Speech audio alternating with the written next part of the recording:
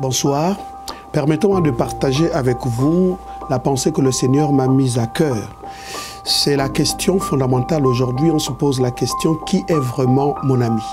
Beaucoup de gens qui nous entourent, qui nous sont proches, se sont montrés dans la suite des personnes qui nous ont trahis. Le texte biblique dans Proverbe 17 dit « L'ami aime en tout temps, et dans le malheur, il se montre un frère ». Ça veut dire que nous voyons que l'ami ne choisit pas de temps pour démontrer son amitié. Aujourd'hui, nous pouvons constater que maintes fois le sujet revient, et donc le sujet sur l'amitié et le bon ami reste quand même un sujet important. Je voudrais juste dire, la Bible également essaie de nous donner quelques pistes pour savoir comment choisir ses amis. Je vous prends le cas par exemple de Job. Job était dans le malheur, tout avait été vraiment sujet difficile pour lui, et il a vu ses amis, les sages qui sont venus vers lui et qui lui ont montré l'amitié. De loin, ils ont vu Job, ils ne l'ont pas reconnu. La Bible dit qu'ils ont déchiré leurs vêtements, ils se sont, comment dirais-je, enroulés dans la cendre pour montrer combien ils étaient touchés et choqués par la situation de Job. Pendant 7 jours, ces derniers n'ont rien dit. Et après le 7e jour, ils ont commencé à parler. Mais le problème, c'est que l'ami doit connaître la souffrance de son ami, parce que c'est un frère. Mais quand ils ont pris la parole, c'était beaucoup plus pour condamner, pour dire que la situation qui t'arrive, c'est parce que tu as péché.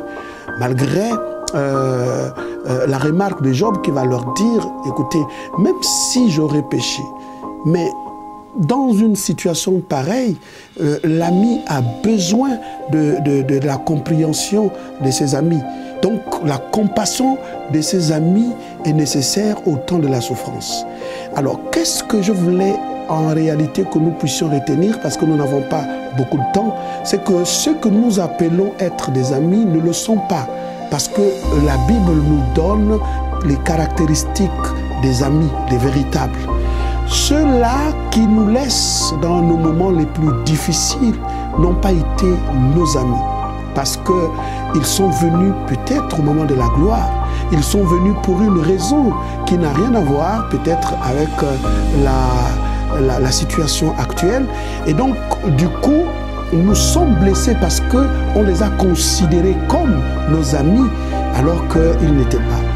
Comment reconnaître un ami? Première caractéristique, c'est que l'ami, quelle que soit la circonstance, te témoignera toujours de son amour.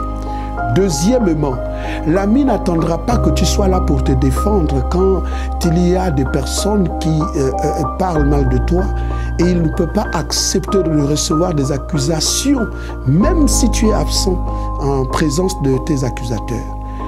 Troisièmement, l'ami est capable de pouvoir échanger des places. Il est là pour non seulement te protéger, te témoigner son amour, mais il est aussi capable de perdre même ce qui est cher, juste parce qu'il pense qu'il peut te protéger. Quatrièmement, et c'est peut-être ce que nous allons voir dans le prochain élément, c'est ce qu'il faut en réalité savoir. Un ami sait ses limites. Il comprend aussi la saison de l'autre. Il peut disparaître juste pour donner la possibilité à l'autre de pouvoir émerger. L'ami croit au potentiel, quel que soit le contexte, il croit au potentiel. Il est capable de donner sa substance à l'autre. Et aujourd'hui, malheureusement, les amis que nous avons sont des amis des jours de gloire.